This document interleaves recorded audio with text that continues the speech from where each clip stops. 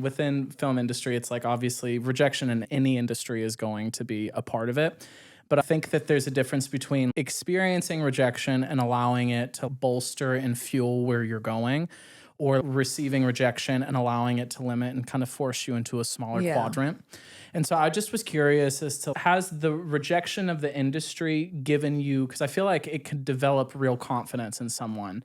I feel like you walk with a great bit of like, this is who I am. And if I'm right for this, cool. And if I'm not It right for looks this, that cool. way. Okay. So, That's not how it is. Are you kidding? No, it hurts like shit.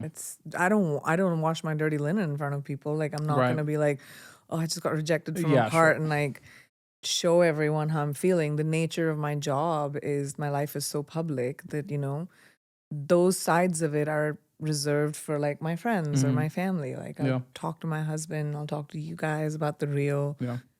But publicly, I don't like showing chinks in my armor. Yeah. I'm a little bit of a, even especially as a woman trying to navigate the industry, you don't want to be too emotional, don't want to Hmm. be too hard to work There you with. go.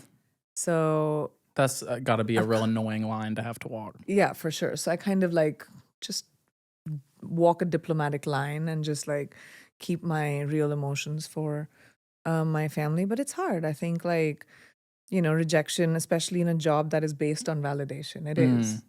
Whether it is how many people come and watch your movie, right. what your director thinks of your performance, what the casting agent thinks of whether you fit the part or not, Yeah. every single thing. And all of them are subjective. Right. Yeah, there's no objective, There's no any bit of right, it. Yeah. there's no right answer. Hmm. Like I could do this part, somebody else could do this part, and it's an executive or a producer, somebody's decision Yeah. of who's right for it or not.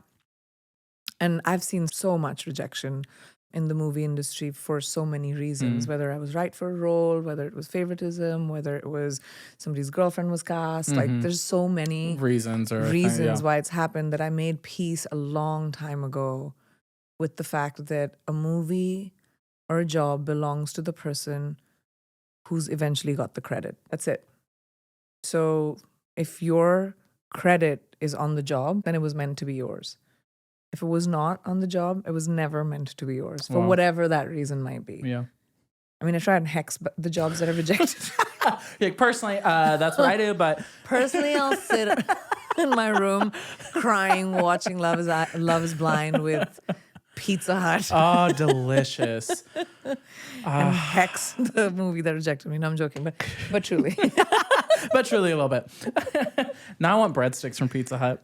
But it is real, right? Like we can all say, okay, I'm better than that. I'm confident. It's not true. You have to allow yourself to feel the rejection, whether Yeah. that's in love, whether that's in your job, whether that is in life, in whatever way. It's grieving. That's real. You I have haven't to thought grieve about it in that It's way. totally like a death of a dream. Wow. So you have a dream, you have expectations attached to a business, a job, a book, whatever Yeah. your ambition might be. And when it doesn't happen, it dies. And you have to grieve it, just like you do a person or a human being, because it was as alive in your mind Yeah. because that desire was so much. So the more we're like, "Oh," and I'm someone who does it. Like I'm just like, I'll move on. I'll like brush it, like I brush it aside and I'm like, okay, I move on with the day. And then 5 months later, it bites me in the ass where suddenly I'll be affected by something and I don't know what it is. But it was not having dealt with that rejection. So a long time ago, I came to my peace with rejection in work, at least. Yeah. In life, I haven't been able to do it as well, but in work, at least, like the tangibility of the fact that somebody else signed that contract and not me was that it's not meant to be mine. So you can let it go I as can let painful it go as it is. without it feeling like, like a death. It becomes like it becomes less Mm, painful, but it's still, you have to still grieve it. After my dad passed, I came to a slow but steady conclusion that that kind of pain will never go away. mm, It's your companion. So when you're thinking about, when people say like, I'm waiting for the day it stops hurting less. I'm waiting for the day it doesn't affect me anymore. I need it to be over. I need to get over it. You're never getting over it. It becomes a companion. There are days it'll come out in a biggish kind of way and want to stay for dinner or maybe a week. And there are some days you don't even remember it till you see a photo and you're just like, so any form of grief will have a duration in which it'll be your companion. Yeah. And you've got to let it. That's good. That's like a real mic drop. All right. Is there something that you wish a big sister would have said to you in your 20s or even in your 30s? Like that. Chill the F out. Oh my God. I don't You know get what. to be this now to your younger self. What would you tell you? I ran on so much adrenaline, and I don't think I would have done all the things that I have done if I didn't. So I'm really grateful for that younger me.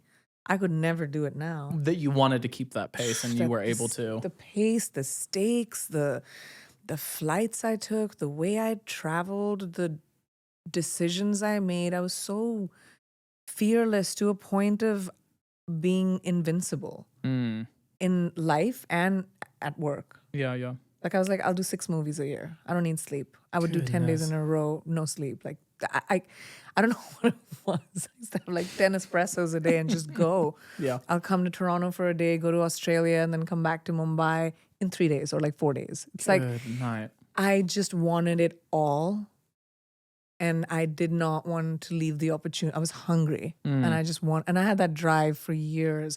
I still have that drive, but in a more I was gonna say- manageable way. well, I just feel like it's found its balance. Yes, in a more manageable along with like way. fleshing out the rest of your life. It's I like, think I was thrown into the deep end when I was so young, and I just wanted to achieve all of it and everything. And that was all that I knew how to do. Yeah.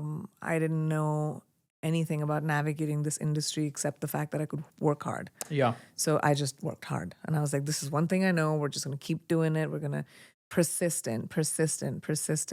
And I'm really grateful to have walked through my sacrifice and now be able to be in a life where I can sit back and say, okay, great. I'm producing my next movie and casting the people that I want. Yeah, you are. It's a moment of gratitude. That's beautiful. What's a quality you'd like to be known by? I think I just want to be remembered by.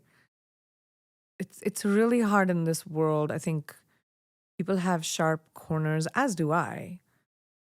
And I would want to be known as being kind Yeah. in high stress situations. Mm. I would want to be known to be empathetic. I think it's in my second nature. I am an empath. Yeah. I feel very deeply about good, bad, ugly, all of it. I feel really deeply, and not just for myself, but for people around me. Yeah. And I kind of take it, that energy in me. So I think, I don't know if that's something I want to be.